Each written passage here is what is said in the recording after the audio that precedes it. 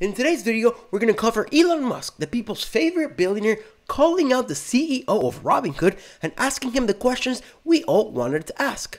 What happened? Why did you restrict the trading? Why only on some stocks? GameStop? AMC? Did anyone force you to? What exactly is your relationship with Citadel LLC? Did we get any good answers? Some, but in reality, they just led to more questions. We'll also cover the media's coordinated effort to manipulate you into buying silver and in turn, helping Citadel LLC. I know, it sounds crazy, almost like I need my hat. But in reality, it's what's going on. Let's get into it.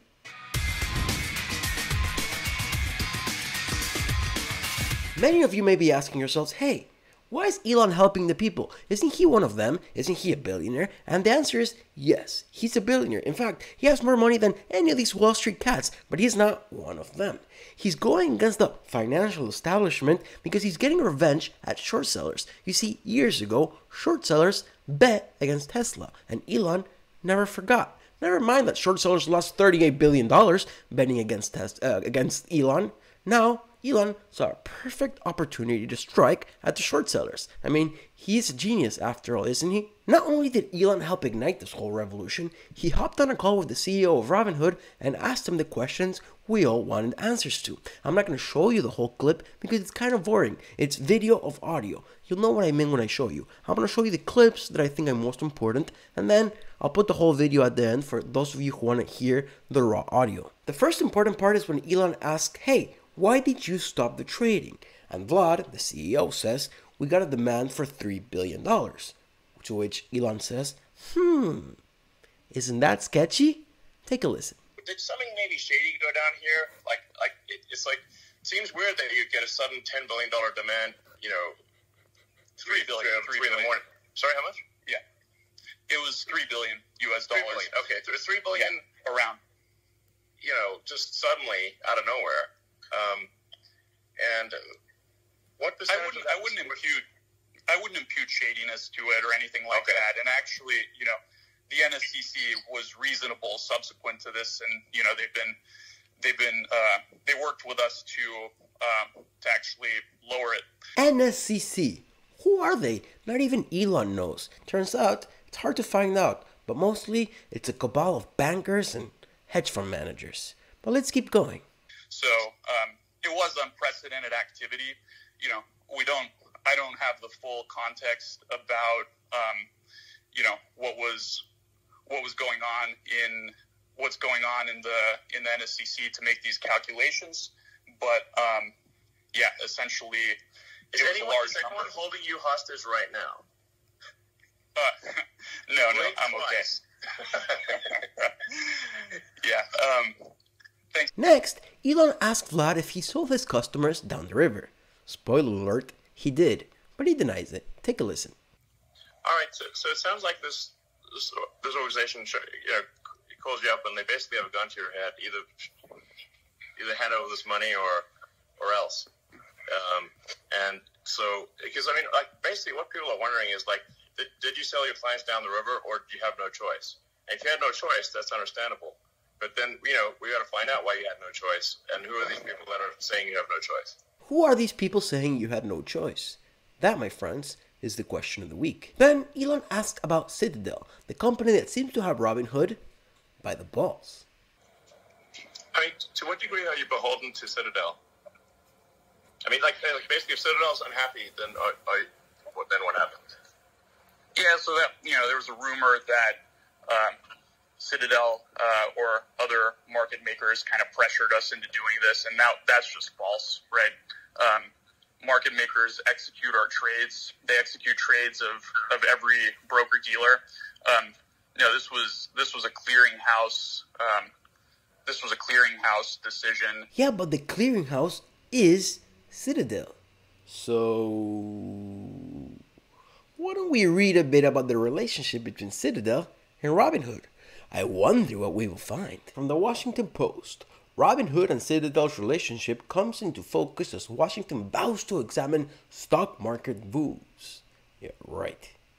Robinhood, the online trading app heralded by some as democratizing force to empower small investors, has spent the past few years nurturing a close relationship with one of Wall Street's biggest players and building ties with some of the most powerful institutions in Washington. Surprise, surprise. The Silicon Valley-based trading platform makes a large amount of revenue from Citadel Securities, a Chicago-based financial services giant. Robinhood's regulatory filings show the company charges a large investment firm called market makers fees to access real-time information about which stocks its users are buying and selling, a practice some regulators and industry watchers had even seen as a potential conflict of interest. Oh, you think? Robinhood routes more than half of its customers' orders to Citadel. The amount of money they make with Citadel, oh my god. By far its largest market maker partner by volume. The largest. Robinhood's relationship with these investment firms is likely to face new scrutiny after the online broker took the extraordinary steps Thursday of limiting trading of certain stocks that were propelled to meteoric heights by conversations on Reddit message boards. After the trading halt, Reddit users accused Citadel and its billionaire founder, Ken Griffin, of pressuring Robinhood to limit trading of certain stocks, a move that may have prevented further loss for the short sellers that lost billions betting against GameStop. But why would Citadel care about the hedge funds that lost billions betting against GameStop? Because they're invested in them. It's a big circle jerk, that's what it is. From Bloomberg, Congressman Khanna, a California Democrat, called for Robinhood CEO Vladimir Denev to answer questions about whether he discussed the company's actions with anyone from Citadel and whether clearinghouses were restricted trading coordination with hedge funds. There's people saying that we were forced to do this by market makers we route to or other market participants, and I just want to come out and say that's categorically false, Denev said in an interview on Bloomberg TV. He later reiterated that no market makers or other players had even asked him to restrict buying GameStop or a handful of other high-volume names. Sure. Texas Attorney General Ken Paxton launched his own probe into Citadel, Robinhood, and other brokers.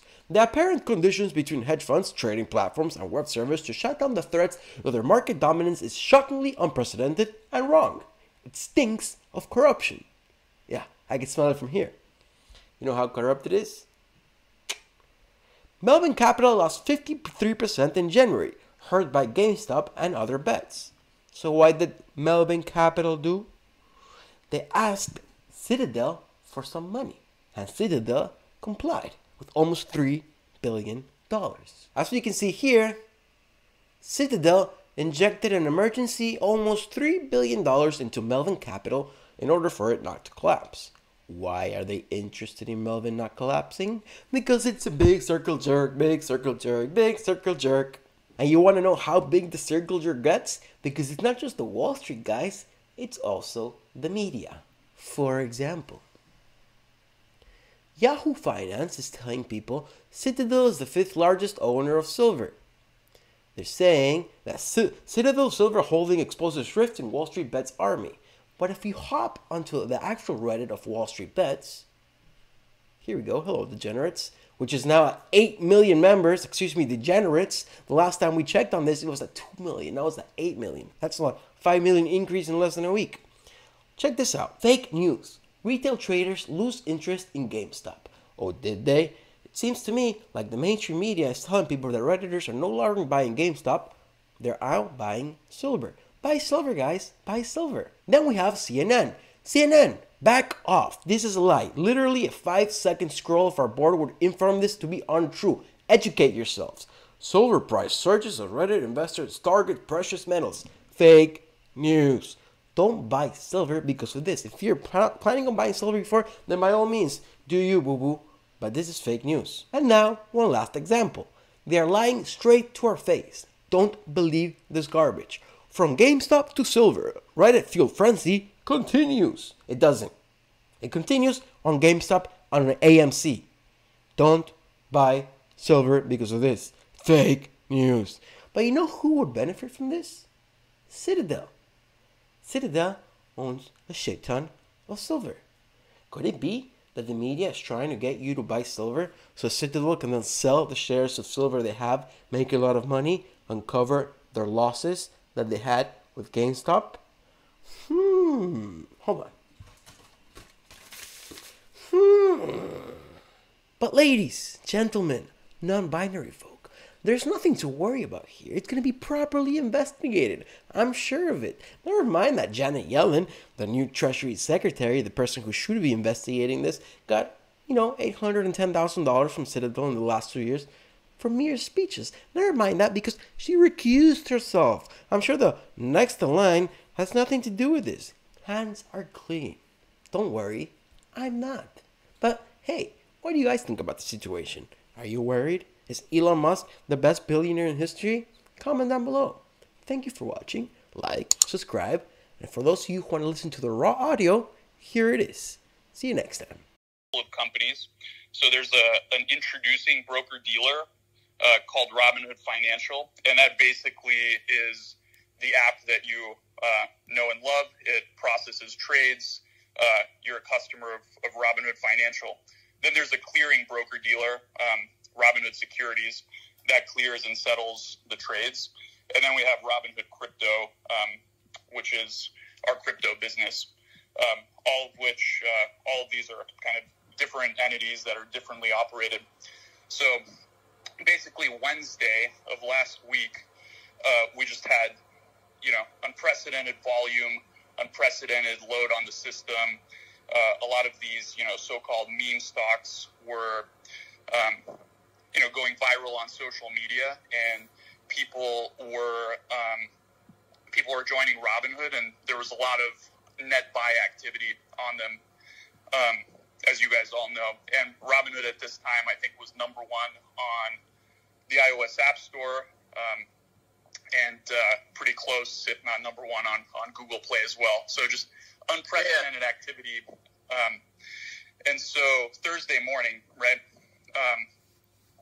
So I'm sleeping, but at 3:30 a.m. Pacific, our operations team receives a file from the NSCC, which is the National Securities Clearing Corporation. So basically, as a clearing broker, and this is where Robinhood Securities comes in, we have to put up money to the NSCC based on some factors, including things like the volatility of the trading activity, concentration into certain securities, and this is the equities business, so it's based on stock trading and not options trading or anything else.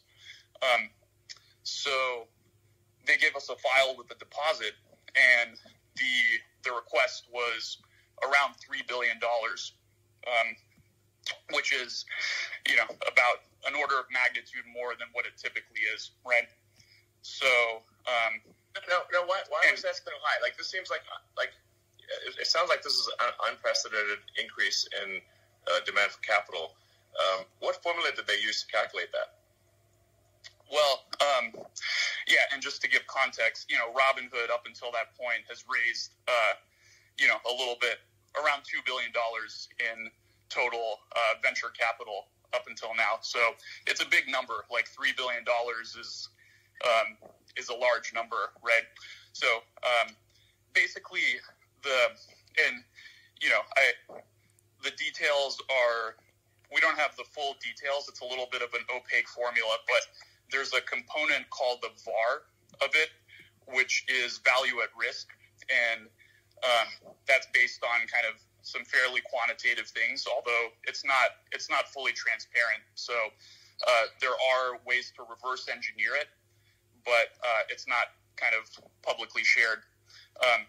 And then there's a special component, which is discretionary. So that kind of acts as a multiplier, and basically discretionary meaning like it's just their opinion. Yeah, it's a little bit. I mean, I'm sure there's definitely more than just their opinion, but basically, well, I mean, I guess like it's based on growth. What everyone wants to know is like, did something maybe shady go down here? It's like, it seems weird that you get a sudden $10 billion demand. $3 billion in the morning. Sorry, how much? Yeah, it was $3 billion US dollars. $3 billion. Okay, so $3 billion around. Just suddenly out of nowhere, and What percentage? I wouldn't impute shadiness to it or anything like that. And actually, the NSCC was reasonable subsequent to this, and they worked with us to actually lower it. So it was unprecedented activity.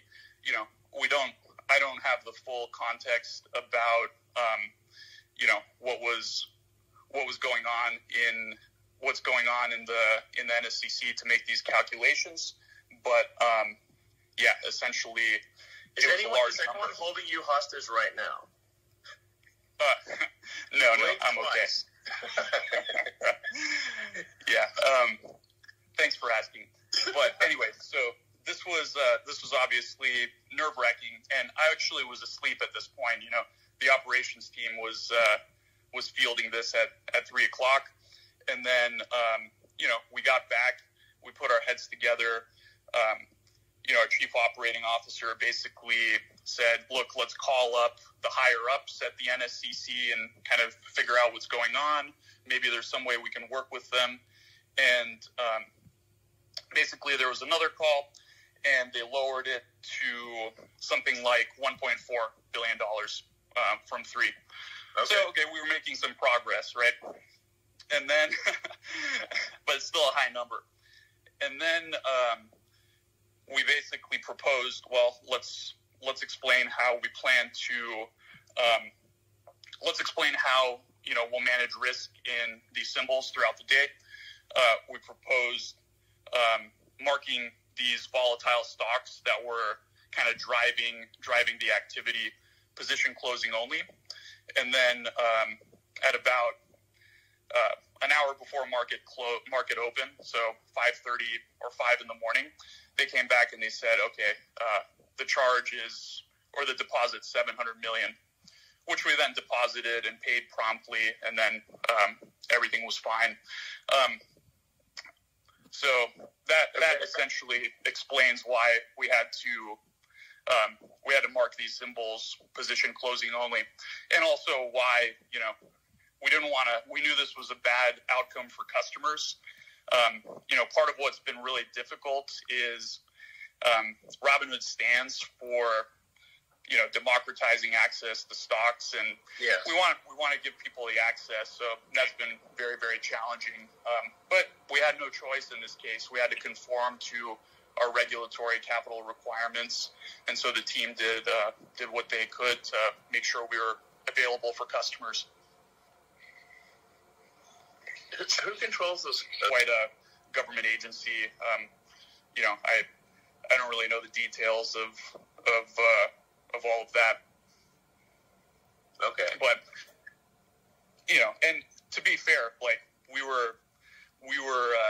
I think there was legitimate sort of turmoil in the markets. These are unprecedented events with these meme stocks, and there was a lot of activity. So there probably is some amount of extra risk in the system that warrants higher requirements. So it's not entirely unreasonable.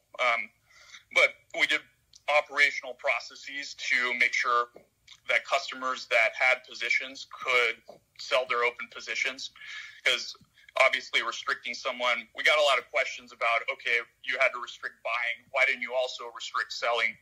And the fact of the matter is, people get really pissed off if they're holding stock and they want to sell it and they can't, right? So I think that's categorically worse. So, and lots of other brokers, I think, were in the same situation. Robinhood was in the news, but you sort of heard this industry-wide, right? Other brokers basically restricted the same exact activity. All right, so it sounds like this organization calls you up and they basically have a gun to your head, either hand over this money or else. And so, because basically what people are wondering is did you sell your clients down the river, or did you have no choice? And if you had no choice, that's understandable. But then, we got to find out why you had no choice, and who are these people that are saying you have no choice? Yeah, I think that's fair. We have to comply with these requirements. Financial institutions have requirements. The formula behind these requirements I think it would obviously be ideal if there was a little bit more transparency so we could plan better around that. But to be fair, we were able to open and serve our customers, and 24 hours later, our team raised over $1 billion in capital, so that when we did open, when we do open tomorrow morning, we'll be able to kind of relax the stringent position limits that we put on these securities on Friday. Will there be any limits? Well, I think there's always going to be some theoretical limit. Like, we don't have infinite capital, right? And on Friday there were limits. So there's always going to have to be some limit. I think the question is, will the limits be high enough to the point where, they won't impact, 99.9+% of customers. If someone were to deposit $100 billion and decide to trade in one stock like that, that wouldn't be possible, All right.